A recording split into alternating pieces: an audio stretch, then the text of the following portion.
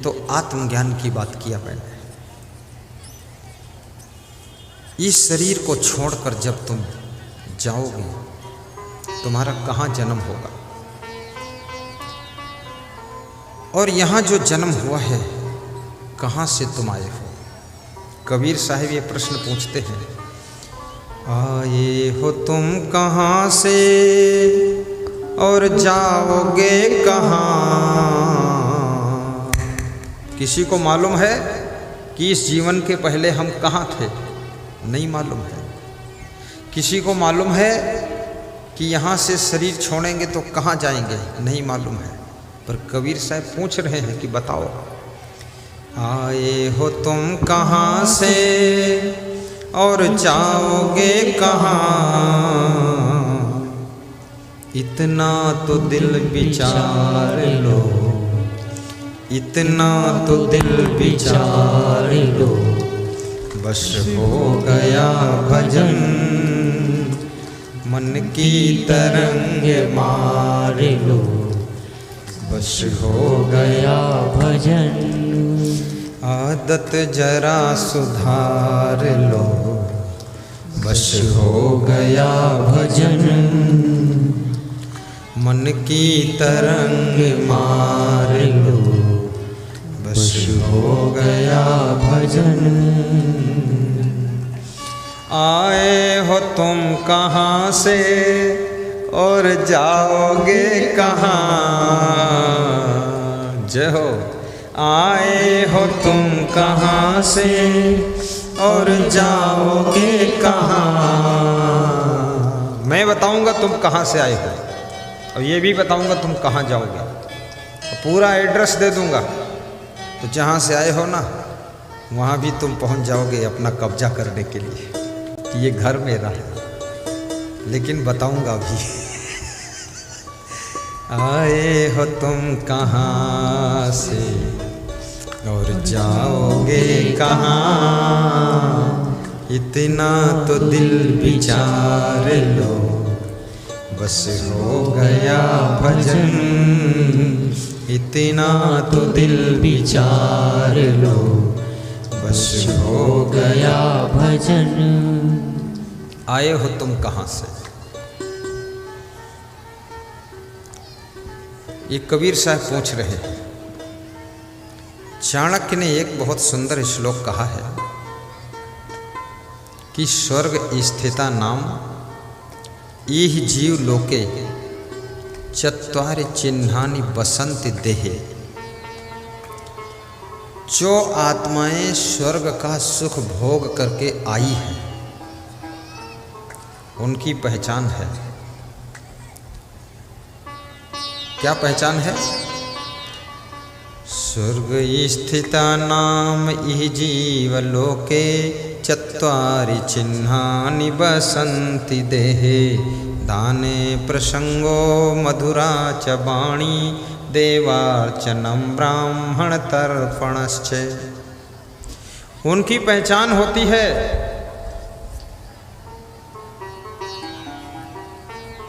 Number 1 लक्षण। जो स्वर्ग का सुख भोग करके आत्माएं आई हैं उनका पहला लक्षण कि वो दानी होंगे, दान करने का मन होगा।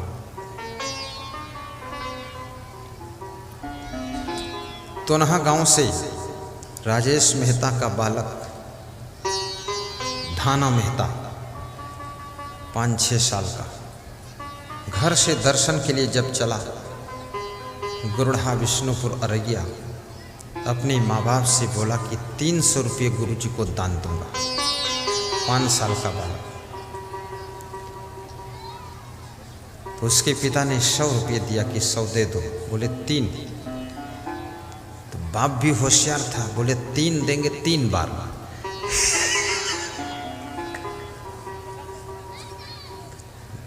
प्रवचन शुरू हुआ तो 100 रुपये दिया, फिर समाप्त हुआ तो फिर 100 रुपये।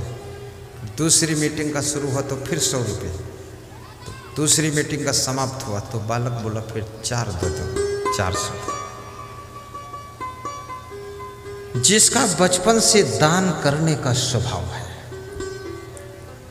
जिसको दान देने में आनंद आता है, जिसको दान करने में रुचि है, जो गुप्त दान भी करता है, अन्नदान भी करता है, श्रमदान भी करता है, रक्तदान भी करता है, धन दान भी करता है, बुद्धि दान भी करता है, ज्ञान दान भी करता है, वस्त्र दान भी करता है, फल दान भी करता है, जल दान करता है, प्रेम दान करता है, क्षमा दान करता है। दान करने के लिए तुम्हारे पास में कुछ कमी नहीं है। सबसे पहले प्रेम दान करो, सबसे प्रेम का व्यवहार कर दिया करो। गृहस्थ आश्रम में हो तो कन्या दान करो। अगर कन्या तुम्हारे कोई जन्मी नहीं है तो जिसके ज्यादा कन्या हो एक कन्या गोद ले लिया करो। उसको बता दो इस कन्या की जिम्मेदारी मेरी है।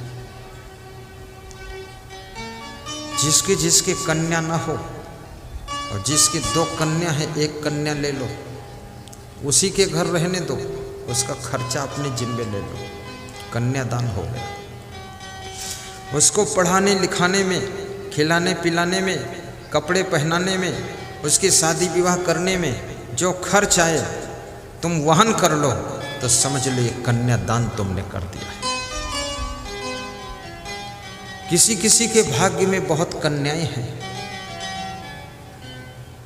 और पुत्र के आशा में 8-8 कन्याएं हो चुकी है। पुत्र देवता पैदा ही नहीं हो रहे, वो लेट कर रहे। पति पत्नी के मन में होता है कि चलो भाई अगली बार शायद पुत्र हो जाए, तो फिर पुत्री होती। ऐसे सोचते सोचते इंतजार करते करते 8-8 कन्या हो गई, 7-7 कन्या हो गई। पुत्र आ नहीं रहा है। ये पुत्र ये भी पुण्य से ही जन्म लेता है। संतान का लाभ तुम्हारे सत्कर्मों से होता है। इसलिए प्यासे को जल पिलाना बहुत पुण्य होगा, संतान लाभ मिलेगा। गौ माता की सेवा, जननी माता की सेवा करना, भूखे को भोजन खिलाना, सत्संगी भाइयों बहनों को भंडारा खिलाना, प्रवचन करवाना, समागम में दान देना, इससे बहुत बड़ा पुण्य होता है। और इस पुण्य से संतान लाभ होता है। और ज्यादा पुण्य अगर हो गया, कोई दिव्य आत्मा, महान आत्मा, श्रेष्ठ आत्मा तुम्हारे घर में पुत्र के रूप में, पुत्री के रूप में, पोता पोती के रूप में आकर आंगन में खेलता है, जन्म लेता है और तुम्हारे घर को धन्य बना देता है। इसलिए महिलाओं को भी दान पुण्य करना चाहिए, पुरुषों को भी करना चाहिए। कितने लोग सोचते हैं अरे हमारे घर में एक व्यक्ति तो कर ही रहा, हम तो बस ठीक है। ऐसा नहीं है। तुम्हारे घर का एक व्यक्ति रजाई ओढ़ लेगा तो क्या सब घर वालों की ठंडी चली जाएगी? एक व्यक्ति मच्छरदानी लगा लेगा तो सबको मच्छर नहीं काटेंगे? एक व्यक्ति दवा खा लेगा तो सबकी बीमारी चली जाएगी? और एक व्यक्ति सत्संग सुन लेगा तो सबके कान में सत्संग पहुंच जाएगा? कभी नहीं। सबको अलग अलग स्नान करना पड़ता, अलग अलग भोजन करना पड़ता, अलग अलग रजाई ओढ़ना पड़ता है। ऐसे पुण्य भी सबको करना पड़ेगा, अलग अलग सेवा करना पड़ेगा और सबको हाथ बटाना पड़ेगा, तभी सबको पुण्य मिलेगा। उस पुण्य का लाभ संतान लाभ होगा।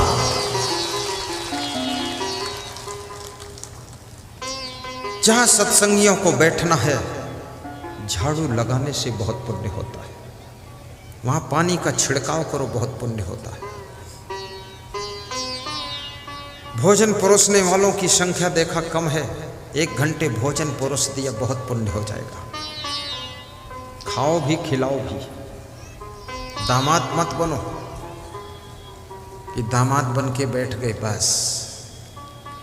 अब कोई पूड़ी देगा तो पूड़ी खाएंगे, नहीं पूरी पत्तल खा जाएंगे। नहीं नहीं, मैनेजमेंट करो। मैं तो जहां जाता हूं मैनेजमेंट भी करता हूं। छत्तीसगढ़ में कार्तिक राम यादव सिवरी नारायण में प्रवचन करवा रहे थे, भंडारा हुआ। एक भक्त बोला कल आनंद कम आया था, आज ज्यादा आया। तो हमने कहा कैसे? बोले आज सभी सत्संगियों को मैंने खुद दाल भात परोसा है, चावल परोसा है, 3 घंटे खड़े खड़े तो ज्यादा सुख मिला है। कल केवल प्रवचन सुना था लेकिन सेवा नहीं किया था, आज सेवा 3 घंटे किया हूं, उससे ज्यादा आनंद की प्राप्ति हुई है। ये प्रवचन तो थ्योरी है और सेवा प्रैक्टिकल है। थ्योरी भी जरूरी है लेकिन प्रैक्टिकल उससे भी ज्यादा जरूरी है। सेवा करो। दान प्रसंगों, अन्नदान भी बहुत बड़ा दान है। आज कांझा बनिया पट्टी के लोग बड़े पुण्यभागी हैं। इतना बड़ा सत्संग कराकर ये 15 से 20 हजार श्रोताओं को ज्ञान दान भी दे रहे हैं, भंडारा करके अन्नदान भी दे रहे हैं, जल पिला करके जलदान भी दे रहे हैं और सभी को नमस्कार करके प्रेम दान भी कर रहे हैं। ये महादान का यज्ञ चल रहा है। गुरुदेव को बुला करके ज्ञान दान की गंगा बह रही है। याद रखना, ये धरती धन्य है, ये गांव धन्य है, यहाँ के नर नारी धन्य है जिन्होंने ज्ञान दान का कार्यक्रम रखा है और 20 हजार लोग ज्ञान को प्राप्त कर रहे हैं। भक्ति दान भी करो, दूसरों को भक्ति सिखाओ, दूसरों को दान पुण्य सिखाओ, दूसरों को सत्संग सुनाओ और नाम दान भी लो। नाम दान भी जरूरी है। निगुरा बनकर मत घूमो। राम कृष्ण से को बड़ा न हो तो गुरु कीन, 3 लोक के वै धनी गुरु आगे आधी। भक्ति की शक्ति को पहचानो, गुरु भक्ति करो, देशभक्ति भी करो, देश के प्रति गद्दारी मत करना, गौ भक्ति भी करो, गाय की रक्षा करना, गाय को मारना नहीं है। और मातृभक्ति करो, माँ का सम्मान करना है, माँ को गाली नहीं देना है, माँ को आंख नहीं दिखाना है। ये आंख भी तुम्हारी नहीं है, ये हाथ तुम्हारे नहीं, शरीर तुम्हारा नहीं, ये माँ के शरीर से तुम्हारे शरीर का निर्माण हुआ है। ये हड्डी मांस का पुतला ये माँ के शरीर से बना है, उसी को आंख दिखा रहे हो, शर्म नहीं आती? माँ के पैर छूना मातृभक्ति है। पितृभक्ति करना, पिता की वीर से तुम्हारे शरीर का निर्माण हुआ है। पसीने की कमाई से तुमको खिला खिला कर जवान किया है। धूप में खड़े होकर मेहनत करके धन कमा करके तुमको शिक्षा प्रदान की। अब तुम अपने पापा को पापा कहने में शर्माते हो, इतने घमंडी हो गए। एक बालक कलेक्टर हो गया, उसके पापा मिलने के लिए गए। 4-5 कलेक्टर और बैठे थे। उन कलेक्टरों ने पूछा ये बूढ़ा आदमी कौन है? तो उसके लड़के ने कहा ये अपने खास आदमी है। बोले कहाँ से आए हैं? बोले अपने गांव से ही आए हैं। बोले कौन लगते हैं? बोले खास रिश्ते में। तो बाप को गुस्सा आया, उठकर खड़ा हुआ, बोले मैं इस नालायक का बाप हूं, खास बताता।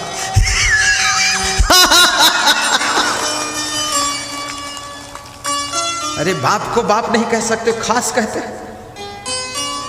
खेत की घास समझ रखा है। बिना बाप के कौन पैदा हो सकता है? इसमें कौन शर्म की बात? कोई है शर्म की बात? बिना माँ के जन्म किसका होगा? भगवान राम भी तो माता पिता से पैदा हुए, भगवान कृष्ण भी माता पिता से जन्म हुआ, मेरा भी जन्म माता पिता से हुआ। और भगवान कृष्ण के माँ का नाम अमर हो गया। जिस माँ ने पालन पोषण किया यशोदा, यशोदा को भी यश मिल गया। भगवान राम का जन्म देने वाली माँ कौशल्या का नाम अमर हो गया। महाराजा दशरथ का भी नाम अमर हो गया। याद रखना, जिस माँ बाप की संतान हो अपने माँ बाप का नाम अमर कर दो, ऐसे कर्म करके दिखा दो और डंका बजा कर बोलो ये मेरी माँ है, ये मेरे पिताजी है। इसमें शर्म की क्या बात है?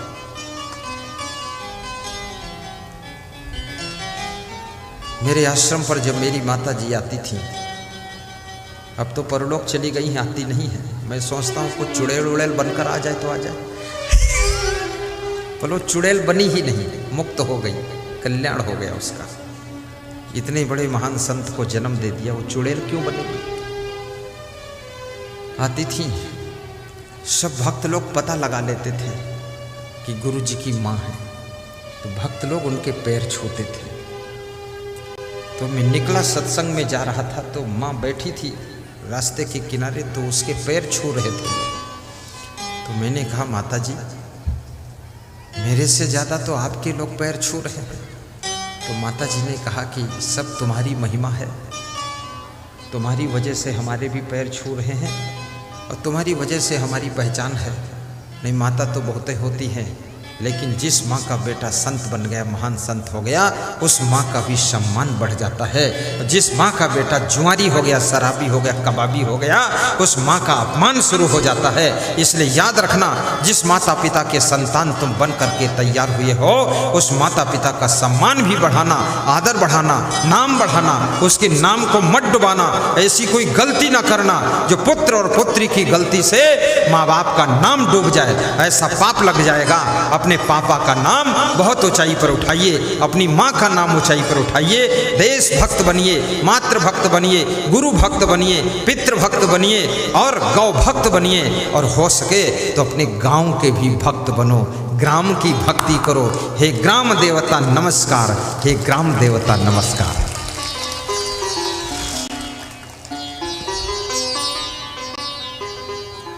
हे ग्राम देवता नमस्कार, हे ग्राम देवता नमस्कार, हे ग्राम देवता नमस्कार, हे ग्राम देवता नमस्कार। सोने चांदी से नहीं किंतु, सोने चांदी से नहीं किंतु, तुमने मिट्टी